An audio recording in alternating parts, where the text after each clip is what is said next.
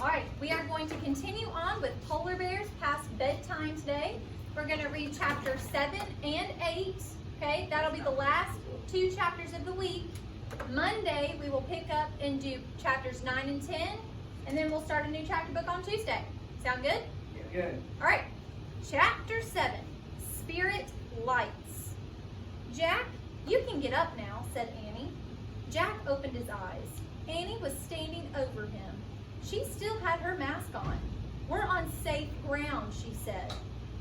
Jack felt as if he'd been dreaming. He looked around.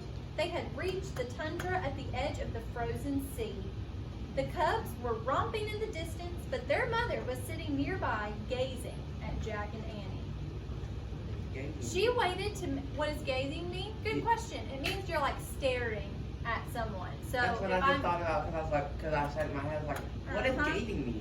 All right, let's listen. She waited to make sure we were safe, said Annie. Jack stared at the polar bear in awe. The words of the seal hunter came back to him. Always thank the animal spirits. We should thank the polar bear spirit now, he said. Of course, said Annie. Jack scrambled to his feet, still wearing his bear mask. He stood before the polar bear and pressed his hands together. We thank you, he said, bowing. Yes, we thank you forever, said Annie, also bowing. We thank you beyond the moon and the stars, said Jack, and beyond the deepest sea, Annie added. Then she threw out her arms and twirled around. Jack did the same. They both danced around in the snow, honoring the bear. Finally, they stopped and bowed one last time. When they looked up, the polar bear rose up on her hind legs. She was twice as tall as Jack, and she lowered her huge head as if she were bowing back to them. At that moment, the sky exploded.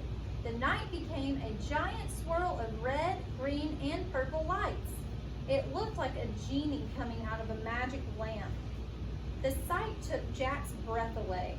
He stared in wonder as the dazzling lights lit the tundra.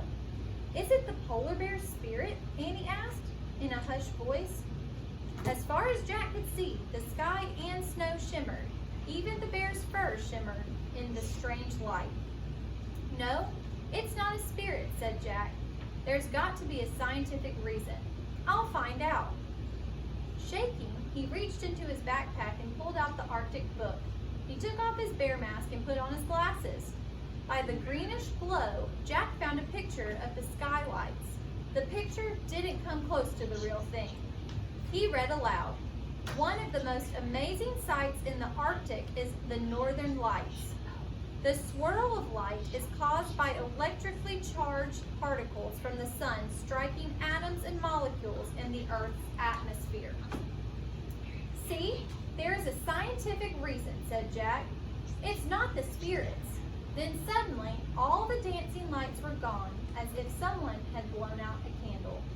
The magic had ended. Okay, chapter 8, Riddle Solved. Now only the moon shone on the snow. Jack looked around for the polar bear. She was gone. Where'd she go? Asked Annie. I don't know, said Jack. He looked over the tundra. There was no sign of the giant bear or her cubs. Maybe she's not interested in scientific reasons, Jack said. Annie sighed. She took off her bear mask and handed it to Jack.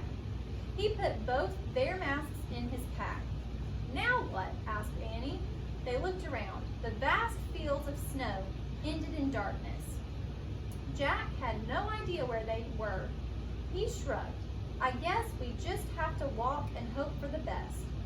Wait, listen, said Annie. From the distance came howling sounds. They grew louder and louder. Yay! We don't have to wait long, said Annie. The huskies are coming. Howling filled the night as the dog sled came into view. The seal hunter was running beside it. We're here! Over here! Called Jack, and he ran towards the sled. Annie followed. I was afraid you were lost, said the seal hunter. We were, said Annie, and we got stuck on thin ice too. But a polar bear helped us. Yeah, said Jack, and we wore your masks. and they made us feel like bears." "Yeah, the masks made us brave," said Annie, and she caught her breath. "Oh man, wait," said Jack. Annie's words sounded familiar. He took out his notebook and read Morgan's riddle aloud. "I cover what's real and hide what's true, but sometimes I bring out the courage in you. What am I?" "A mask," Jack and Annie said together. The seal hunter smiled. "You knew," said Annie. "It was for you to discover," said the seal hunter, "not me." Jack pulled the bear masks out of his backpack. "Here," he said. "Thanks a lot." The hunter took the masks and put them into his parka. "We can go home now," said Jack. "Do you mind taking us back to the treehouse?" said Annie. The seal hunter shook his head. "Climb on," he said. Jack and Annie climbed onto the dog sled. "Mush," said the seal hunter. "Mush," said Annie. "Mush," said Jack. And the snow began to fall as they took off across the dark ice. All right, that's the end of chapter 8. So remember,